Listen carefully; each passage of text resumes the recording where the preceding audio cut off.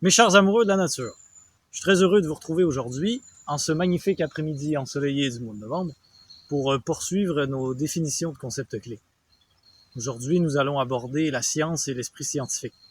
C'est un sujet qui me tient particulièrement à cœur et qui a suscité beaucoup de sentiments et d'émotions fortes en moi au cours de la préparation de cette vidéo. Encore une fois, cette série a pour but d'éclairer des termes que j'utiliserai dans mes vidéos afin d'éviter des malentendus, des quiproquos et de la confusion.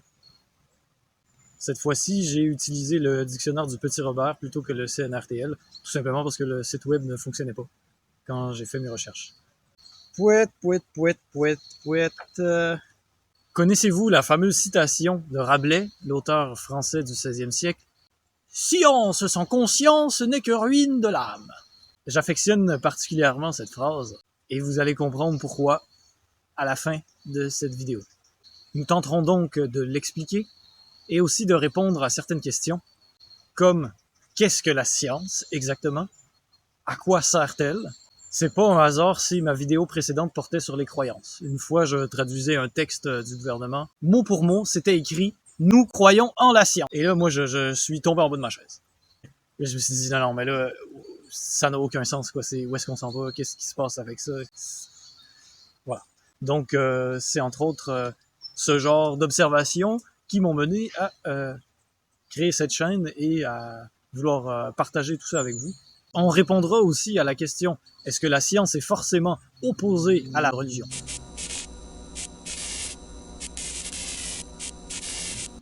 Maintenant, plongeons dans le vif du sujet. Qu'est-ce que la science? Le mot science dérive du latin scientia, qui signifie connaissance. Le mot science a bien sûr plusieurs définitions. Je vous fais part de celles que j'ai retenues et que je trouvais les plus pertinentes. Donc, celle du Petit Robert va comme suit.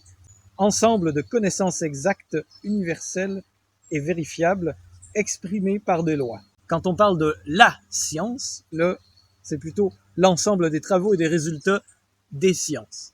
Le dictionnaire Antidote, lui, précise qu'il s'agit d'un domaine constitué de connaissances structurées obtenues par des observations et des expériences objectives. En gros, on a un principe d'ensemble de connaissances qui sont vérifiables par l'expérimentation.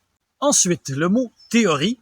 Une théorie ne désigne pas des faits. Le mot en grec ancien signifiait contempler. Il a été repris par les Romains et donc la version latine, elle, a pris le sens de spéculation.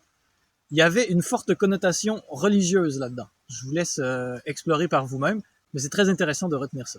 Une théorie est donc un ensemble de recherches qui ont amené certaines analyses et certaines conclusions qui ont été partagées, débattues et qui sont jugées assez solides pour donner une explication pertinente et acceptable d'un certain phénomène naturel. Cela dit, ça reste que ce ne sont pas des faits. Là où je veux mettre des bémols importants, c'est que en tant qu'être humain, on décide plus ou moins de croire à une théorie, d'y adhérer. Donc il y a un choix, il y a une question de libre arbitre. On grandit dans une certaine culture qui nous mène à croire à certaines théories. J'y reviendrai plus loin. Ensuite, le mot hypothèse. Encore une fois, ce n'est pas un fait. À la base, une hypothèse, c'est une supposition qui est effectuée pour expliquer un phénomène. Quand on parle dans le sens scientifique, dans la démarche, dans la méthode scientifique, une hypothèse va être une proposition qui a été admise par les pairs afin de pouvoir être vérifiée à l'aide d'expériences. Donc une hypothèse, c'est donc une supposition. La conscience, elle, trouve son origine aussi dans le mot latin conscientia. Le mot conscience, lui aussi, a plusieurs définitions. Et je vous en propose quelques-unes qui permettent d'en déduire un sens plutôt global. Alors ces définitions sont tirées du dictionnaire Antidote. Donc, premièrement, la conscience est tout simplement le sens moral. Deuxièmement, l'ensemble des opinions ou des croyances d'une personne. Et troisièmement, c'est le sentiment, la perception que l'être humain a de lui-même, de sa propre existence, ainsi que du monde extérieur. La pseudo-science. Elle, selon Antidote, c'est un domaine qui est présenté comme une science, mais qui n'en a pas la rigueur et la majestuosité du gros oiseau qui vient de partir. Je disais donc, la pseudo-science est un domaine qui est présenté comme une science, mais qui n'en montre pas les propriétés et la rigueur. Et donc, quelles sont les propriétés de la science? Moi, je réponds la méthode scientifique et l'esprit scientifique. Je pourrais parler très longuement de tous ces sujets-là, mais là, ici, le but, c'est vraiment juste d'éclairer les définitions de ces termes-là pour qu'on s'entende ultérieurement. Donc, je vais vraiment droit au but, je vais vraiment au plus simple possible. Pour ce qui est de la méthode scientifique, elle est composée de plusieurs étapes. Pas tout le monde qui s'entend exactement 6, 7, 8, mais au final, ça revient pas mal tout au même. Premièrement, les observations. Deuxièmement, les questions, se poser des questions. Et donc, troisièmement, émettre une hypothèse. Quatrièmement, effectuer des expériences pour pouvoir les répéter et vérifier les résultats. Cinquième étape, l'analyse des résultats. Sixième étape, la conclusion et la communication. Et la septième étape, si l'hypothèse est infirmée ou que les résultats ne concordent pas avec l'hypothèse, on retourne à la deuxième étape, c'est-à-dire celle d'après les observations, où on reformule son hypothèse. Ce que je reproche à certaines branches de la science institutionnalisée contemporaine, c'est de manquer d'humilité, de ne pas être capable de mettre son ego de côté pour pouvoir discuter avec d'autres chercheurs qui ont des hypothèses différentes et des conclusions différentes pour alimenter une discussion saine au lieu de s'entêter à essayer de prouver, de confirmer des hypothèses, de ne pas prendre de recul et d'admettre qu'il y a certaines hypothèses qui sont infirmées et qu'il faudrait recommencer certaines recherches parce que les résultats ne donnent pas les réponses escomptées et au lieu de modifier les expériences et les résultats pour qu'ils soutiennent l'hypothèse, il faudrait changer d'hypothèse. Mais, comme je vais en parler un peu plus tard, c'est compliqué. Maintenant, qu'est-ce que l'esprit scientifique? Encore une fois, là aussi, je pourrais faire une série de vidéos juste là-dessus. Je pourrais parler de Descartes, de Bachelard, de penseurs, tatati tatata. Je vais m'en tenir à une définition assez vague pour vous donner une idée, et aussi je vais vous donner ma propre définition. Un des éléments fondamentaux de l'esprit scientifique, c'est l'esprit critique, qui exige une remise en question constante parce qu'il est conscient de la subjectivité humaine. Ça implique donc de questionner des idées, des croyances, des pensées qui nous sont facilement admises parce que on a grandi dedans, parce que c'est donc un appel à la prudence, voire même à la méfiance, de la subjectivité humaine, de ses opinions. Il y en a qui parlent même, qui opposent carrément l'esprit scientifique à l'opinion. Moi, je suis pas tout à fait d'accord, mais l'important, ce que ça dit, c'est un esprit scientifique se connaît lui-même assez pour être conscient de ses propres croyances, de ses propres opinions, de ses propres émotions, pour être capable de les mettre de côté et tendre vers l'objectivité. Et surtout, de contribuer à un échange entre tous les êtres humains, chercheurs, pour dessiner un portrait global. Et non pas pour trouver une vérité, pour prouver une vérité. Il y en a même qui disent que un bon esprit scientifique cherche plutôt à désapprouver ses propres théories ou hypothèses, plutôt que de les prouver.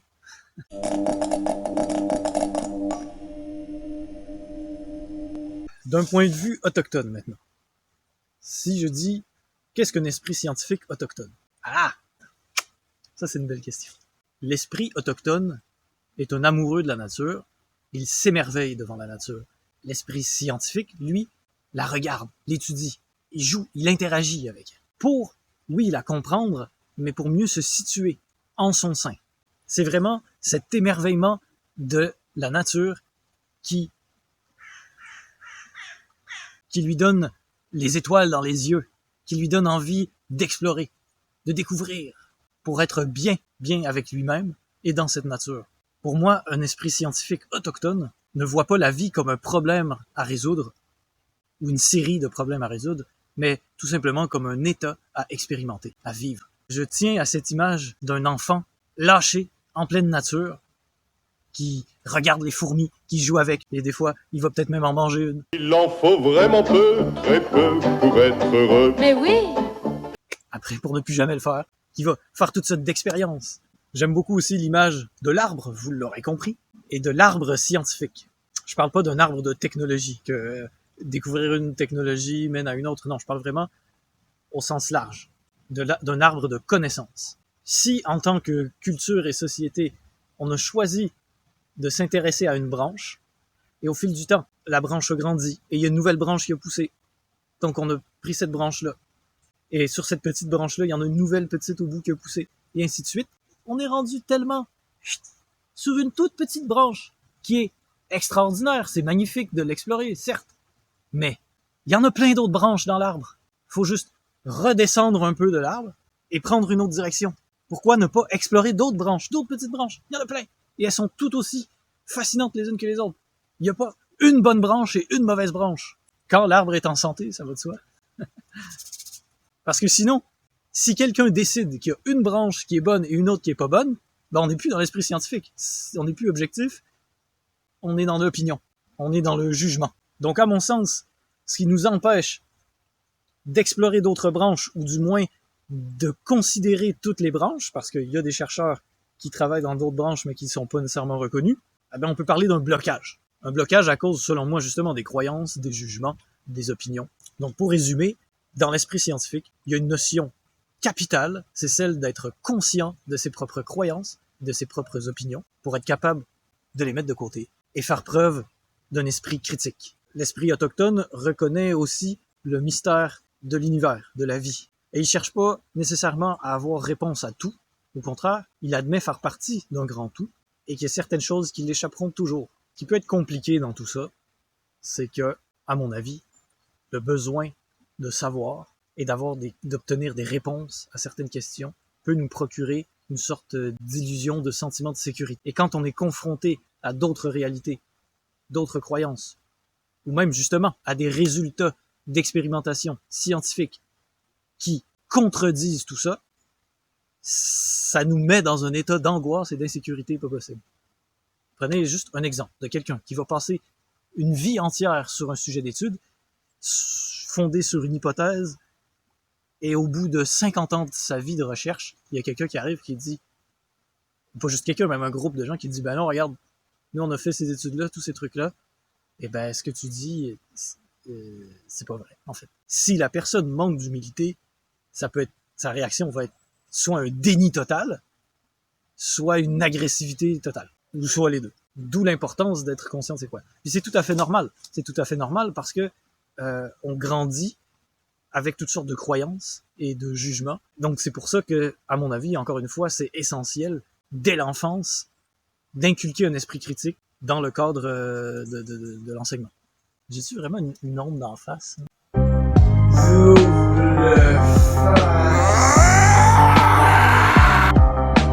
Et ce qui est intéressant aussi de remarquer, de souligner, c'est l'opposé de l'humilité, l'arrogance. À mon humble avis, il y a beaucoup d'arrogance dans certains milieux de certaines institutions scientifiques. Mon but n'est aucunement de discréditer leur recherche ou quoi que ce soit. Elle est fascinante.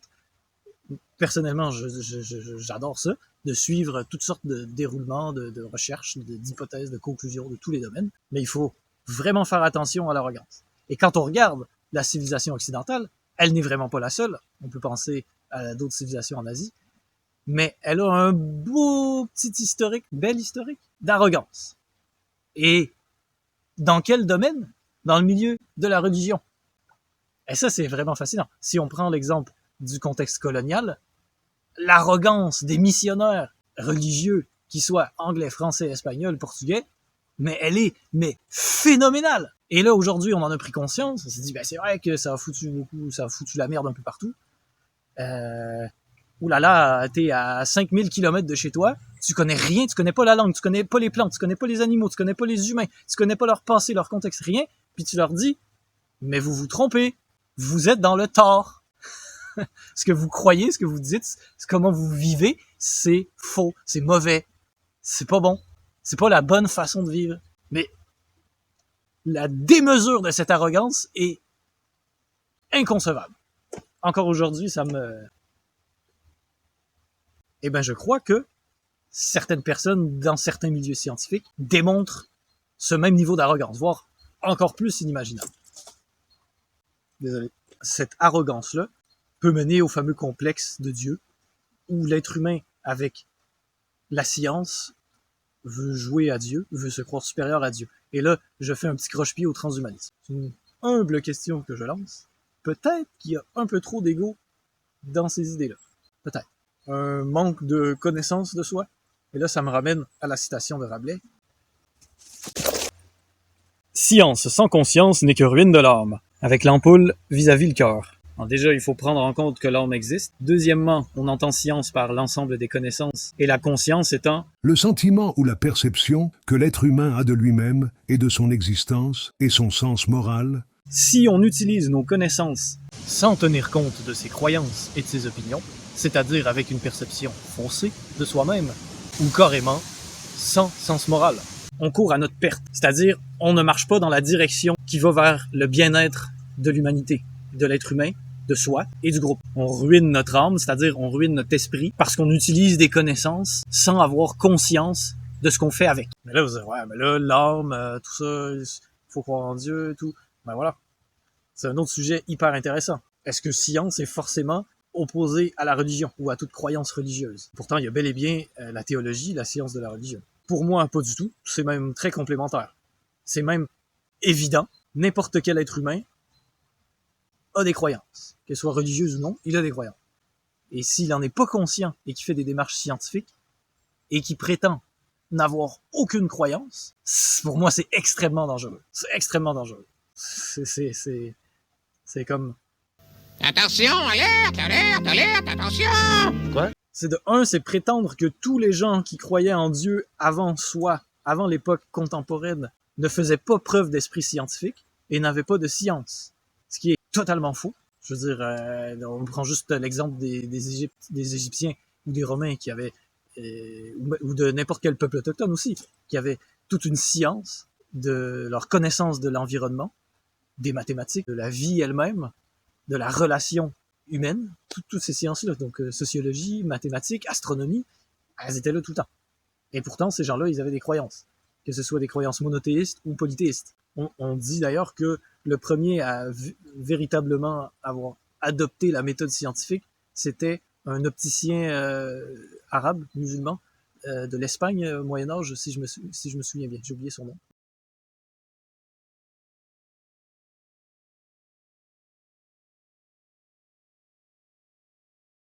La vérité est recherchée pour elle-même.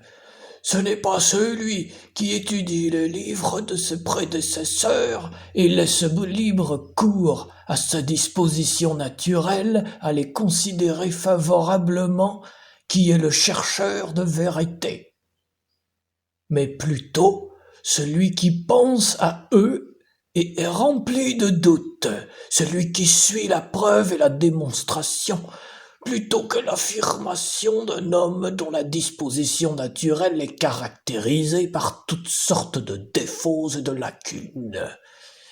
Une personne qui étudie les livres scientifiques en vue de connaître la vérité devrait se transformer en un critique hostile de tout ce qu'il étudie. Il devrait le critiquer à tous les points de vue et sous tous ses aspects.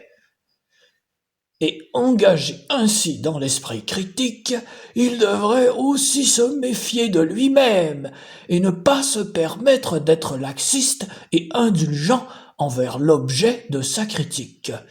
S'il s'engage dans cette voie, la vérité lui sera révélée et les failles dans les écrits de ses prédécesseurs ressortiront clairement. Donc, ça date pas d'hier. Je vais même aller beaucoup plus loin. Comment ça se fait que tout le monde qui a des cours de base de sciences à l'école en apprend sur Newton, Isaac Newton, que c'est donc bien important, les théories qu'il a faites, blablabla, sur la gravité, mais on ne mentionne jamais que ce gars-là, c'était un crinqué de la Bible. Il passait autant de temps à élaborer ses théories qu'à essayer de déchiffrer, décoder des trucs dans la Bible.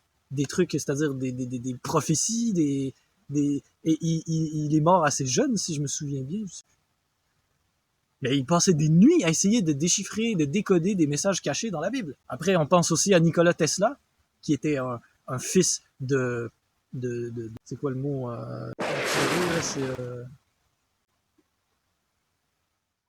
le premier à avoir admis que le fonctionnement du système du courant alternatif lui est venu pendant un rêve, et puis c'est pas une question de croire en Dieu ou non. C'est pas une question que tu peux pas être scientifique si tu crois en Dieu. Non, c'est juste une question d'être conscient de tes propres croyances pour que ça ne brouille pas ta réflexion et ta démarche scientifique. C'est même essentiel. C'est comme s'il y a une partie de l'Occident qui essayait de nier son idéal chrétien, et parce que il lui a causé, entre autres, beaucoup de tort. Et donc, de se dire, non, l'avancée humaine, c'est la science pure, en faisant complètement abstraction du monde spirituel. Donc, la science s'est orientée uniquement sur le monde matériel, physique. Ce qu'on pourrait dire la réalité. Mais pas selon ma propre définition de la réalité, comme je l'ai mentionné dans ma vidéo précédente. Si on pense que il y a deux pôles principaux, monde matériel, monde spirituel. Et donc, elle est complètement obnubilée sur un seul aspect du monde et de la réalité, voire obsédée. Dans l'Antiquité, au Moyen-Âge et dans toutes les époques du monde, dans les sciences, on tenait aussi bien compte du monde matériel que spirituel. Même que le monde spirituel pouvait effectivement prendre une place beaucoup plus disproportionnée. Aujourd'hui, on dirait que c'est l'inverse, mais que c'est arrivé en 150 ans, au lieu de s'étaler sur 6000 ans. C'est donc dans ce sens-là que je dis que la science d'aujourd'hui, c'est-à-dire l'ensemble des connaissances, a pris une direction technique.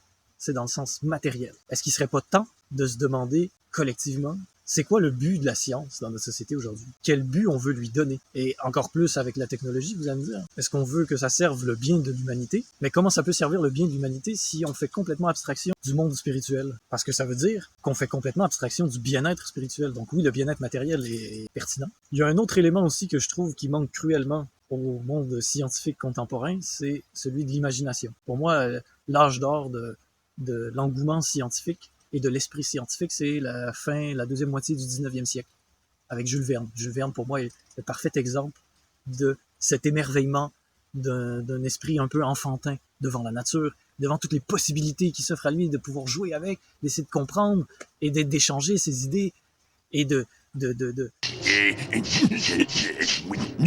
transformer un peu la matière pour améliorer le sort de l'humanité, sans pour autant négliger le bien-être spirituel. Commence à faire frette, les amis. Avant d'inventer les avions, il y a eu les dirigeables. Dans les années 1850, peut-être 1860, c'était après la montgolfière, là. Vous savez comment? Ils ont fait un ballon, ils l'ont attaché à une nacelle, à une barque. Ils sont montés à 9 dedans. Il y avait 2 manivelles, il y avait 2 équipes de 4, 2 en alternance, qui tournaient une manivelle à bras pour tourner des hélices, pour faire monter le ballon, en plus du ballon qui aide. Et le 9e, c'était le capitaine. C'était un capitaine d'ailleurs de navire, de la marine. Ils sont montés à 1500 mètres d'altitude, dans une chaloupe avec des manivelles. Ça c'est pété en sacrament, là. Ça c'est de la magie. C'est de la folie. N'importe qui à qui tu dirais ça aujourd'hui, tu dirais, mais t'es complètement malade, complètement tombé sur la tête. Non, complètement tombé sur la terre. Si t'es prêt à prendre le risque, aujourd'hui, l'équivalent, ce serait peut-être de ceux qui s'engagent à aller sur Mars. En fait, c'est un peu la même idée. Mais demain matin, là, let's go. Venez me voir, venez me rencontrer, on essaye. On attache un ballon dirigeable, on attache une nacelle à ça, puis on pédale, puis on y va. Mais c'était quoi le but de ça? De pouvoir voler? Ouais. Mais ça serait pertinent de se dire, OK, mais pourquoi on fait ça? Combien de technologies ont été inventées avec un objectif militaire en vue, à des fins de survie, de guerre, contrôle, de domination, de pouvoir, comme dans le cas de l'aérostat du Puy-le-Dôme, sur le monde matériel terrestre. Et combien en ont été inventés pour le lâcher-prise, le pardon. La grande majorité des découvertes technologiques ont été mues par l'ambition militaire, le désir d'imposer son pouvoir et de contrôler un voisin ou un voisin très éloigné. Pas toutes, évidemment. Si on recule, par exemple, dans l'Antiquité, il y avait beaucoup aussi d'inventions qui étaient à vocation artistique ou même religieuse, c'est-à-dire pour exprimer une dévotion envers une quelconque divinité. Une personne qui dirait que les Autochtones n'avaient pas de science et donc que la civilisation occidentale ou n'importe laquelle autre qui fait preuve de rigueur, de méthode scientifique et de découvertes incroyables est supérieure. Je regrette, mais c'est faux. Parce que toutes ces civilisations-là ont des sciences, c'est-à-dire des connaissances. À mon avis, la civilisation occidentale contemporaine a beaucoup utilisé ses connaissances et donc sa science pour développer une facette d'elle-même et de l'humanité, de l'être humain, le côté pragmatique, le côté technique et donc technologique, qui s'applique d'ailleurs d'abord et avant tout à l'armée en premier lieu, et ensuite ces découvertes-là et ces nouvelles technologies-là sont transposées dans la vie sociale, la vie publique, et a presque complètement fait fi du monde, du côté spirituel, du côté de ses croyances. Je dirais même qu'elle s'est fait à croire qu'elle n'avait plus de croyances, et n'a donc pas fait preuve d'esprit scientifique et d'esprit critique vis-à-vis elle-même. Et je souhaite qu'elle le fasse grandement et urgemment dès aujourd'hui, dès maintenant, qu'elle soit capable de prendre conscience de ses propres croyances pour se rediriger, retrouver un chemin beaucoup plus digne. Pourtant, toutes les civilisations de l'Antiquité et les civilisations autochtones, à mon avis en tout cas, étaient capables d'obtenir un meilleur équilibre, une meilleure harmonie entre tout un vaste de domaines de différentes sciences. Des sciences qui s'appliquaient plutôt au ciel, au monde des esprits, et d'autres sciences qui s'appliquaient plutôt au monde terrestre. Donc, souvent dans une mentalité plus circulaire que linéaire. Parce que linéaire peut vite frapper un mur ou tomber en bas d'une falaise, si tu regardes pas ses côtés. C'est comme dans les films où il y a comme un gros truc qui tombe puis qui se met à rouler, puis là les personnages sont devant, sont comme « Oh non! Oh non! » Ils se mettent à courir. Mais en ligne droite, s'il y a vraiment des humains qui font ça pour vrai dans une vraie situation, je suis désolé. Je suis désolé pour ces gens. Mais j'espère que c'est juste dans les films. C'est là où où j'en tire une certaine conclusion personnelle, c'est que dans le monde autochtone, dans la science autochtone, dans la nature, la technologie naturelle, il y a déjà tout ce qu'il faut. Il y a tout ce qu'il faut pour être bien, pour bien vivre. Est-ce que ça veut dire qu'il faut rejeter toute la technologie contemporaine, tous les mouvements, tout le progrès technologique? Non, pas du tout. Moi, je pense pas, parce qu'aujourd'hui, on est rendu là, c'est comme ça, voilà. Mais c'est une discussion qui s'impose urgemment. Tu sais, la technologie, pour moi, c'est juste une question de développer un outil. L'intelligence artificielle devrait avoir le même but qu'un marteau. Okay. Un marteau, c'est l'extension du bras pour taper sur des clous, parce que taper sur des clous avec sa main, ça fait mal. Après, le marteau, tu peux t'en servir pour construire une maison ou pour tuer quelqu'un. Donc c'est quoi le but qu'on veut donner à cet outil-là, en tant que communauté, en tant que culture? Mais j'ai l'impression qu'on se pose pas du tout ces questions-là. Ça évolue à un rythme effréné, et qui en profite réellement? C'est la question. Est-ce que c'est sincèrement pour le bien-être de l'humanité? Je pense que l'esprit autochtone vient mettre un énorme doute et un énorme bémol à tout ça. C'est, regarde, nous on sait que c'est possible de bien vivre sans tout ça. Maintenant, ces choses-là sont là. Comment est-ce qu'on peut trouver un terrain d'entente, un milieu, pour pas que ce pouvoir, le pouvoir de ceux qui conçoivent ces outils-là et qui s'en servent, soit plutôt défavorable à l'humanité? Contrairement à ce que beaucoup d'Occidentaux disent, que c'est dans la nature humaine d'être ambitieux, d'avoir des ambitions, je ne suis pas du tout d'accord. Chez les peuples autochtones, l'ambition personnelle, individuelle, était quelque chose de mal vu, était quelque chose de dévalorisé. Parce qu'on jugeait que plus une personne avait d'ambition, plus elle créait un déséquilibre, une désharmonie au sein de la collectivité et de la communauté.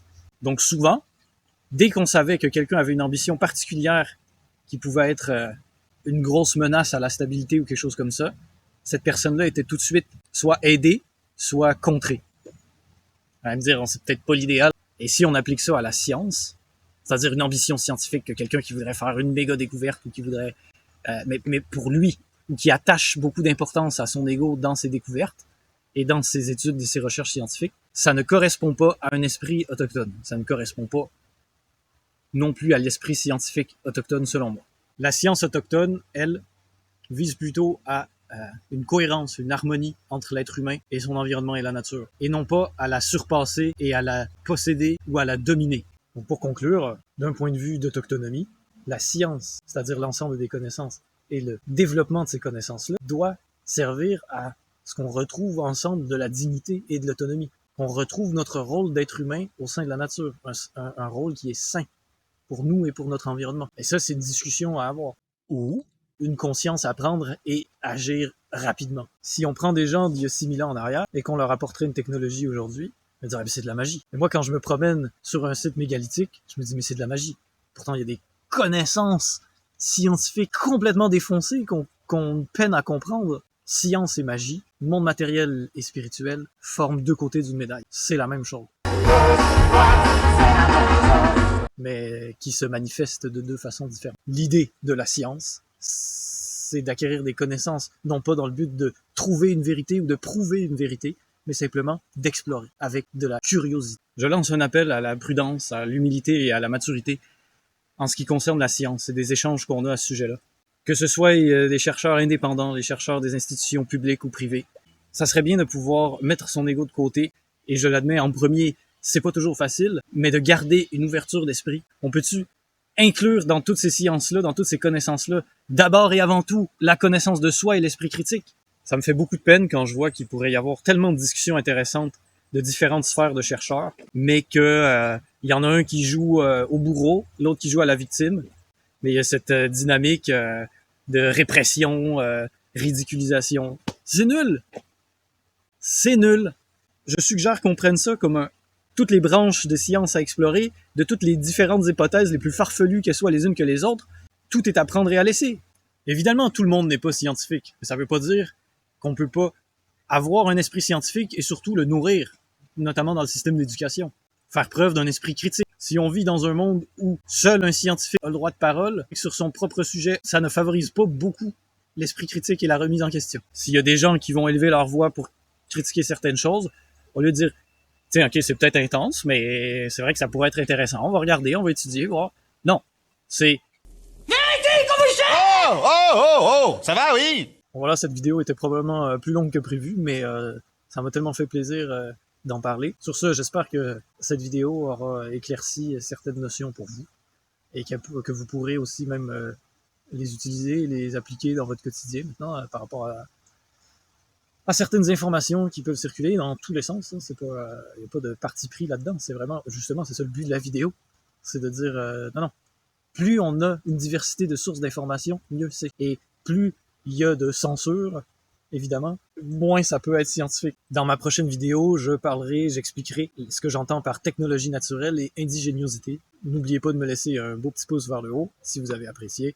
Et j'aimerais bien savoir, vous, ce que vous définissez comme l'esprit scientifique. Voilà, merci de m'avoir écouté. Ce que je souhaite pour tout le monde, c'est véritablement que nos connaissances, c'est-à-dire nos sciences contemporaines, puissent nous aider à retrouver de l'autonomie et de la dignité. Sur ce, je vous dis, n'oubliez pas d'écouter le doux son du bruissement des feuilles et du ruisseau qui coule, des oiseaux qui chantent et des avions qui passent. Restons branchés à la nature qui nous entoure et qui nous habite. Au revoir, à bientôt.